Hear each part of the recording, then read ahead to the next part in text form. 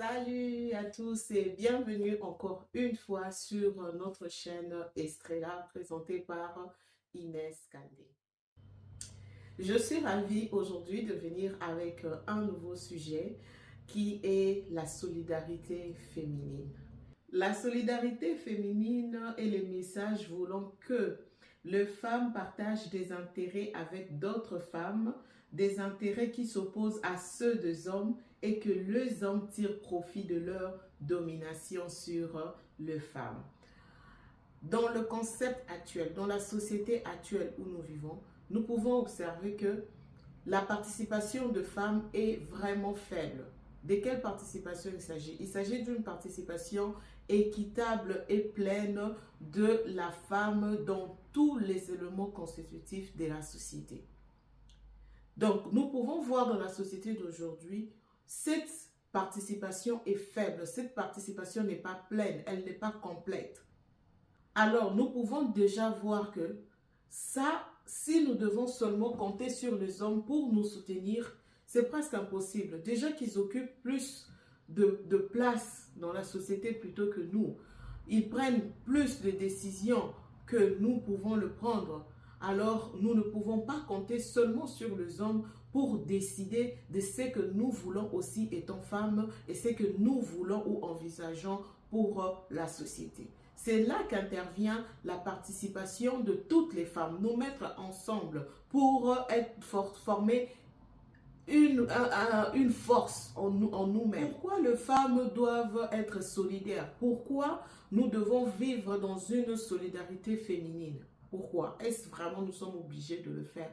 Oui, premièrement, si nous visons vraiment un monde idéal, si nous visons un monde équitable, si nous visons et nous comprenons notre valeur étant femme, que nous avons aussi de la valeur, que notre participation, notre contribution compte aussi, nos actions comptent aussi. Si nous arrivons à comprendre cela, nous allons comprendre pourquoi il est important d'être solidaire étant femme pour nous pousser à concrétiser tout ce que nous pensons et nous voulons que ça se passe par rapport à l'idéal que nous envisageons. Vous voyez? Étant femme, seule, on dit on est fort ensemble. C'est ce qu'on dit, on est fort ensemble.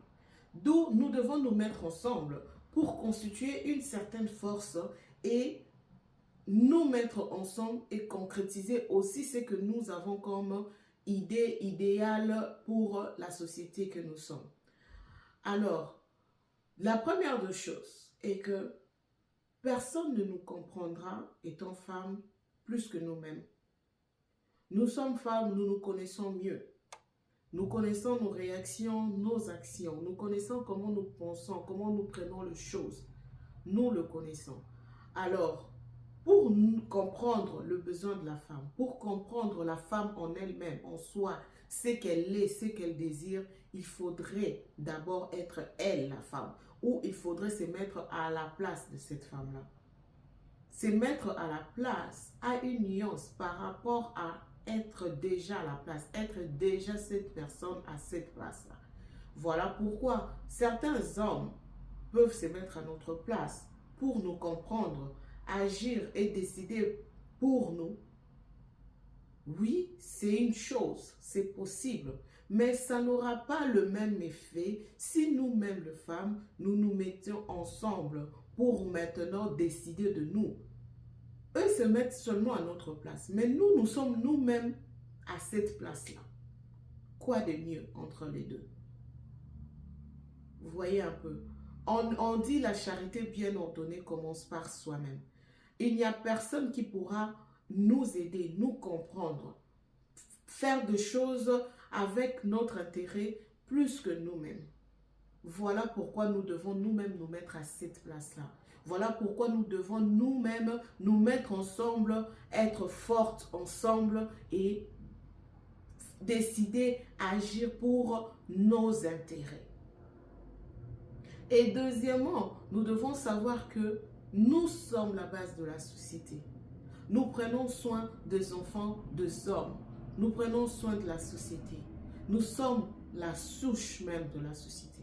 Et si cette souche-là, cette base de la société pouvait elle-même prendre soin d'elle, pouvait elle-même, puisqu'elle se comprend plus que personne, c'est prendre elle-même en charge. C'est dire que nous voulons nous lancer, nous voulons nous prendre en charge, nous voulons décider pour nous. Nous ne voulons pas laisser les autres décider à notre place. Essayons d'imaginer. Étant nous-mêmes la base de tout, et nous-mêmes nous décidons d'agir maintenant pour nous. Nous allons changer beaucoup de choses. Nous allons changer beaucoup de choses parce que ça sera du concret, ça sera de l'original, parce que ça va sortir réellement de nous. Ça ne sera pas certains hommes qui vont se réunir pour se décider pour nous. Ça ne sera pas d'autres personnes pour nous-mêmes. Nous-mêmes. Nous allons nous mettre ensemble, nous allons décider qu'est-ce qui est bien pour nous, qu'est-ce que nous pouvons faire pour nous. Et aussi un avantage que nous avons, c'est que nous les femmes, nous avons la facilité de socialiser par la discussion, des discussions. Nous avons cette facilité-là. Nous parlons plus, nous échangeons par rapport aux hommes. Les hommes, c'est plus des actions, c'est plus des actes. Et ils vont directement dans les actes. Et nous, les femmes, on a toujours tendance, puisque on a cette tendance de socialiser, de communiquer, d'échanger, on a aussi la facilité de partager des idées. Par rapport aux hommes qui ont toujours tendance à agir par des actes, ils agissent plus dans le concret, dans la pratique, sont souvent échangés. Alors que nous connaissons l'apport de la communication, nous connaissons l'apport de l'échange. Parce qu'avec l'échange, je te comprends, tu me comprends. Avec l'échange, tu peux me dire ce que tu penses de bien ou de mauvais. Tu peux me dire que ça, on peut le faire, ça, on ne peut pas le faire. Ces chemins, on peut l'emprunter, ces chemins, on ne peut pas l'emprunter lorsque nous échangeons. Et lorsque nous échangeons, nous avons un certain équilibre. Puisque je te comprends et tu me comprends, finalement, nous trouvons un terrain d'attente. Nous trouvons un terrain où nous partageons les intérêts communs. Je ne le fais pas seul, je ne décide pas seul, mais on décide ensemble pour le bien de nous deux ou de tous. En fait, c'est ça l'avantage que nous avons étant femmes, vu que nous avons cette facilité de communiquer, de discuter, d'échanger, ce que n'ont pas les hommes. Reste à savoir si aujourd'hui nous sommes malmenés par les hommes, peut-être parce qu'ils ne nous écoutent pas. On peut aussi le dire. Peut-être parce qu'ils n'ont pas le temps d'échanger avec nous. Pas parce que parfois ils ne veulent pas, parce que c'est par manque de volonté ou d'intérêt, mais par leur nature. Les hommes sont plus pratiques, plus pragmatiques. Ils sont plus dans le concret. Ils n'ont pas assez de patience d'échanger, d'entendre, de communiquer. Et c'est peut-être pas à cause de ça qu'aujourd'hui, les hommes ne nous comprennent pas assez bien. Nous pouvons même encore aller un peu dans des trucs un peu banals, si je dois dire ça comme ça, dans le foyer. Nous pouvons encore comprendre que parfois la femme se dit, mais quel genre de mari j'ai? Ce mari ne me comprend jamais. Même quand j'essaie de m'expliquer, j'essaie de lui dire ce que je pense, ce que je ressens, il ne me comprend pas. Même quand il fait semblant de m'écouter, il reste là calme, il dit, bon, ok, on peut parler, je t'écoute. Et tu te mets à parler. À la fin, il te dit, oui, j'ai compris. Mais tu ne vis pas ce que toi, tu as dit. Il a compris, peut-être, parce que tu l'as tellement embêté d'entendre ce que tu voulais. Ok, je veux t'écouter d'abord aujourd'hui. Ok, j'ai compris.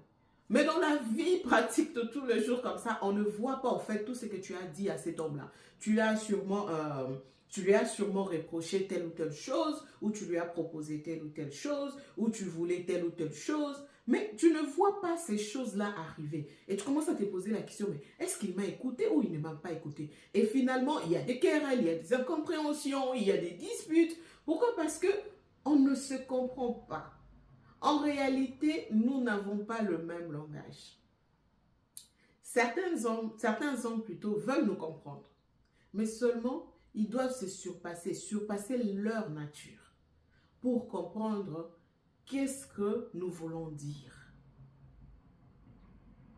Et c'est comme ça parfois qu'on utilise le terme un homme mature. Pourquoi on dit un homme mature? Parce qu'il est allé au-delà de sa nature pour comprendre les réactions de sa femme, les pensées de sa femme, le vouloir, le désir de sa femme ou encore d'une autre femme ou de son partenaire.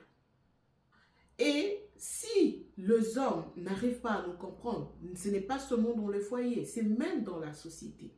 Les langages, nous ne parlons pas le même langage. Même dans une famille, nous le savons souvent, que les enfants ont la facilité de parler avec leur maman plutôt qu'avec leur papa. Ça, nous le savons. Mais pourquoi? Parce que les mères sont prédisposées à cela.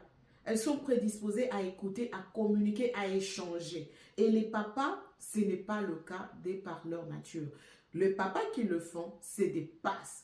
Font un effort par amour, par le bon vouloir.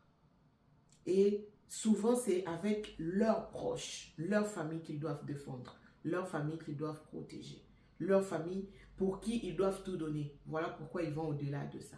Mais ces mêmes hommes-là peuvent faire la même chose pour la société, pour l'extérieur, le monde extérieur, les autres femmes qu'ils ne connaissent pas, les autres enfants qu'ils ne connaissent pas. Est-ce qu'ils auront ces mêmes amours-là? Ils auront cette même façon de voir les choses pour aider aussi ces femmes-là à l'extérieur, ces enfants-là à l'extérieur. Parce que s'ils font des efforts dans leur maison pour se comprendre, pour comprendre leurs enfants, leurs épouses, c'est par amour pour ces enfants et leurs épouses. C'est par amour. Et lorsqu'ils le font, lorsqu'ils écoutent leurs femmes, ils écoutent leurs enfants, lorsqu'ils échangent, c'est pour le bien de la famille, c'est pour l'intérêt général de la famille. Et nous voyons ce genre de famille progresser. Parce que la famille où il y a la communication, il y a l'échange, nous voyons comment la famille progresse. Nous voyons comment c'est une famille calme, avec beaucoup d'harmonie. Nous le voyons parce que la communication, l'échange apporte l'harmonie. Mais ces mêmes hommes-là, à l'extérieur, est-ce qu'ils se comportent de la même façon? Est-ce qu'ils ont ces mêmes amours? Est-ce qu'ils sont aussi pour cette harmonie de la société? Certains peut-être oui, certains peut-être non. C'est comme ça que nous nous retrouvons aujourd'hui dans la société. Les femmes, leur participation est vraiment moindre. Pourquoi? Parce qu'il n'y a pas trop de ces hommes pour propulser la femme. Il n'y a pas trop de ces hommes pour faire que la femme soit aussi au même niveau qu'eux. Alors, si les hommes ne peuvent pas faire ça pour nous, puisqu'ils ne nous comprennent pas, puisque nous ne parlons pas le même langage, nous n'avons pas la même nature, alors nous-mêmes, les femmes, nous pouvons nous comprendre. Nous partageons la même nature. Nous nous exprimons avec le même langage. Alors, mettons-nous ensemble, puisque une seule femme peut se décider, mais ce n'est pas assez. Ce n'est pas assez. Nous voulons que toutes les femmes se réunissent, toutes les femmes se propulsent entre elles. Nous sommes une force ensemble. Nous allons aller de l'avant si nous nous propulsons. L'objectif, c'est avoir une société harmonieuse. C'est ça l'objectif. Alors pour s'y faire, nous les femmes, nous devons nous mettre ensemble pour travailler dessus et aller de l'avant. Du moment où nous sommes la base, la souche de la société, si nous allons de l'avant, automatiquement c'est toute la société qui va de l'avant. Nous ne devons pas nous mettre en tête, puisqu'il y a certaines femmes qui ont traversé de moments difficiles pour arriver au sommet. Dès qu'elles arrivent au sommet, elles se disent que je suis arrivée là, ça n'a pas été facile, j'ai combattu seule, je me suis battue toute seule pour en arriver là. Je ne vois pas pourquoi je vais aller propulser une autre femme aussi facilement, puisque moi je ne l'ai pas eu facilement. Ça, ce n'est pas la meilleure façon de voir les choses. C'est vrai que l'esprit humain souvent nous pousse à diminuer les difficultés que nous avons traversées dans le passé. En fait, ça, c'est l'esprit humain. C'est naturel. On essaye d'oublier tout ce qu'on a traversé comme moment difficile pour nous sentir bien. Et lorsqu'on essaye d'oublier ces moments difficiles pour nous sentir bien, nous oublions aussi de compatir avec ceux-là ou celles-là qui traversent ces moments-là. Nous oublions que nous sommes passés par là. Nous oublions tout ce qu'on a vécu. Nous oublions que ça n'a pas été facile. Nous oublions qu'on pensait que si on arrive là, on va changer les choses. En fait, parfois, ce n'est pas volontairement. C'est l'esprit humain qui nous pousse souvent à réagir comme ça, comme mécanisme de défense pour nous sentir bien à ces moments-là. Alors, ce que nous devons faire des efforts pour comprendre et ne jamais oublier ou encore ne pas oublier ou essayer de ne pas oublier d'où l'on vient. Si seulement on peut encore oublier, mais Essayons au moins d'être humains. Essayons au moins de comprendre la situation des autres. Si moi je traversais une situation difficile pour arriver au sommet, pour graver les échelons, cela ne veut pas dire qu'une autre femme doit faire la même chose pour y arriver. Au contraire, la solidarité féminine exige que je l'aide, que je l'apporte mon aide, que je lui tende la main pour qu'ensemble nous puissions être fortes ensemble. Nous devons être femmes, nous ne devons pas être femelles. Une femme est un être humain doté d'intelligence, de raisonnement, alors qu'une femelle est un être animal doté d'instinct. Puisque nous sommes des femmes, des êtres humains dotés d'intelligence et de raisonnement, nous devons utiliser cette intelligence et ces raisonnements pour propulser la femme, pour aider la femme à aller de l'avant. Nous-mêmes étant femmes, nous prendre en charge, nous tenir la main dans la main, nous propulser pour une société harmonieuse. Et aussi souvent, les femmes entre nous, on ne veut pas aider les femmes comme nous d'aller de l'avant, d'avancer. Souvent, c'est de peur de la discrimination. On a peur de la discrimination. On s'est dit, on ne veut pas être au niveau social de ces genres de femmes-là. On ne veut pas être au niveau ou encore partager ou participer dans le même rang que ces genres de femmes-là. Parfois, nous pensons comme ça. Et on s'est dit, on préfère se retirer pour ne pas se mélanger avec ces types de femmes de tel ou tel autre niveau. D'un côté, on s'est dit, se retirer, c'est mieux. Comme ça, on est seul, on s'affirme seul, on s'identifie seul dans ce que nous pensons comme valeur pour nous. De l'autre côté aussi, on s'est dit, pourquoi pas nous mettre ensemble et influencer les antivaleurs. Déjà, l'avantage d'être ensemble, c'est une force. Être seul, on est faible.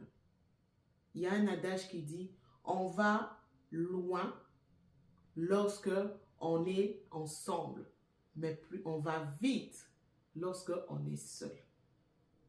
Qu'est-ce qui compte? Aller vite ou aller loin? On peut aller vite et se fatiguer à un certain moment. Mais lorsqu'on va loin, on arrive à atteindre le sommet. On arrive à atteindre le bout du monde, puisqu'on est allé loin ensemble. Se retirer du groupe, du lot, et dire que je préfère me retirer, je ne veux pas me mélanger. En réalité, c'est que vous pensez protéger, vous ne le protégez pas. Pourquoi? Vous êtes seul et vous n'avez pas assez d'impact. Vous êtes seul, vous êtes faible. Vous êtes seul, on ne vous sent pas, vous ne pesez pas. Mais lorsque vous êtes ensemble, vous pesez. Voilà pourquoi les antivaleurs dans le monde d'aujourd'hui pèsent. Parce qu'il y en a tellement nombreux de ces gens qui soutiennent les antivaleurs. Aujourd'hui, on sent les antivaleurs prendre de l'ampleur sur les valeurs. Pourquoi? Parce qu'il y en a beaucoup qui soutiennent les antivaleurs et ces antivaleurs couvrent aujourd'hui les valeurs qu'on ne sent pas. Et aujourd'hui, ceux-là qui soutiennent les valeurs fuient ceux qui sont dans les antivaleurs, soit disant qu'on ne veut pas se mélanger. Mais en fuyant, on ne sent plus votre présence. On ne vous sent plus, vous, ceux-là qui soutiennent les valeurs. On ne sent plus votre présence, puisque vous êtes minoritaire, vous êtes faible. Alors que nous savons aujourd'hui que l'influence joue beaucoup dans notre société. Rien de grand n'est facile. Rien. Mais c'est avec le travail qu'on y arrive. C'est avec la détermination, la motivation que l'on arrive. Ce n'est pas un truc du jour au lendemain. C'est de l'effort, c'est de sacrifice. Si nous voulons changer le monde d'aujourd'hui, tourner les choses, que les antivaleurs descendent et que les valeurs prennent de l'ampleur, c'est de sacrifice, c'est des efforts. Et nous sommes obligés de nous mettre ensemble pour avoir cette force et combattre. Fuir, s'éloigner ne sera pas la solution. Acceptons parfois de nous salir. Acceptons parfois d'être confondus avec ces antivaleurs-là, mais pour venir influencer. Ne pas les laisser nous influencer, mais nous être forts et influencer. Ne pas nous fatiguer. Moi, je donne toujours un exemple. Je dis, si aujourd'hui nous négligeons la société, soit disant qu'on ne peut plus rien faire pour ce genre de société, pour ce genre de communauté, nous ne pouvons plus rien faire. Est-ce nous allons nous fatiguer de nos propres enfants, de nos propres familles? Il y a un adage en lingala qui dit est-ce vraiment l'éléphant avec tout ce qu'il transporte là, ces ivoires là? Un jour, il a déjà déposé ça quelque part, il dit, je suis fatigué de ça. Il se promène avec partout, qu'il fasse chaud ou froid, qu'il pleuve ou qu'il neige, il a ça avec lui. Pourquoi? Ça fait partie de lui. C'est une partie de lui. S'il enlève ça, il n'est plus lui. Et c'est ce que nous devons penser de la communauté, de la société dans laquelle nous vivons aujourd'hui. Si nous négligeons cette société, si nous abandonnons cette société, si nous sortons de cette société, qu'est-ce qui arrive? On n'est plus nous. On n'a plus cette identité-là qui nous réunit. On n'a plus cette identité-là qui nous définit. Puisque nous sommes écartés. Et lorsque nous nous écartons, à qui nous laissons cette société, cette communauté? À qui nous léguons nos responsabilités? Aux antivaleurs? À ceux qui sont là pour détruire? À ceux qui ne réfléchissent pas assez comme nous pensons? À ceux qui ne sont pas peut-être à la longueur ou à la mesure de résoudre nos problèmes, nos difficultés, ou encore à nous comprendre? C'est à eux que nous allons abandonner notre société, notre communauté. Alors à la fin, ne le condamnons pas. À la fin, ne le pointons pas du doigt. Nous avons été responsables en nous retirant. Nous avons été responsables en pensant qu'ils ne veulent pas, ils ne valent pas du tout. Nous valons plus qu'eux. Alors nous préférons aller. Mais c'est juste la minorité qui se retire. Et que fait la majorité? Qu'apporte la majorité à notre société? C'est comme ça qu'aujourd'hui, les antivaleurs détruisent notre communauté, notre société. Et de surcroît le monde. Il est très important d'être ensemble, de travailler ensemble. Il est très important de considérer l'autre malgré ses faiblesses. C'est dire que ma force, je peux la partager avec l'autre pour que l'autre devienne aussi fort. Et nous deux, nous devenons plus forts. Et quand encore il s'agit de femmes, c'est encore mieux puisque la femme est la souche de la vie. Quand c'est elles qui se mettent ensemble pour faire leur force, le monde change. Plus radicalement. Plus ce que c'est que nous pouvons imaginer aujourd'hui. Peut-être aujourd'hui, c'est à cause du fait de mettre la femme de côté que nous n'avons pas un monde fort.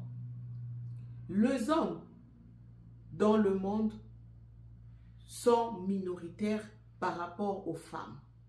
Et les hommes ne veulent pas apporter ou encore emmener les femmes travailler ensemble, réfléchir ensemble, nous mettre ensemble à un niveau égalitaire. Les hommes ne le font pas. Comment vous voulez voir le monde changer? Si eux sont minoritaires et veulent travailler ensemble, alors que la majorité du monde est écartée. Vous voyez que les effets de la minorité ne vont pas se sentir puisque la majorité n'a pas contribué. Si nous voulons voir le monde plus développé que le monde que nous avons aujourd'hui, la minorité des hommes doit se mettre ensemble avec la majorité de femmes pour maintenant être forts ensemble et avancer. La minorité des hommes aujourd'hui pensent qu'ils peuvent avancer seuls puisque ce sont des hommes. Ils sont là à écarter les femmes. Ils sont là à avoir plus de place dans la société plutôt que les femmes. Puisqu'ils ont plus de place dans la société plutôt que de femmes, ça veut dire qu'ils décident plus que les femmes sur le monde, sur la société. C'est eux qui décident. Mais vous, vous êtes minoritaire. Vous décidez qu'étant minoritaire et vous réfléchissez étant minoritaire. Vous pensez que vous avez tout réfléchi au lieu de mettre ensemble, d'appeler les autres, vous mettre ensemble et réfléchir ensemble. Et ensemble, on aura plus d'idées, on aura plus de bonnes décisions qui jailliront de ça. C'est là que nous devons arriver. C'est là que nous devons comprendre pour voir le monde changer, pour voir le monde avancer. Pour voir ce monde harmonieux un jour, nous devons nous mettre ensemble. Nous devons travailler ensemble. C'était le message que j'avais pour aujourd'hui. La solidarité féminine, sa définition, son importance, son apport dans la société d'aujourd'hui. Je vous remercie pour votre temps. Je vous remercie pour votre fidélité sur notre chaîne. J'invite les femmes comme moi à nous soutenir, à nous propulser pour un monde meilleur. À la prochaine avec un nouveau sujet. Merci.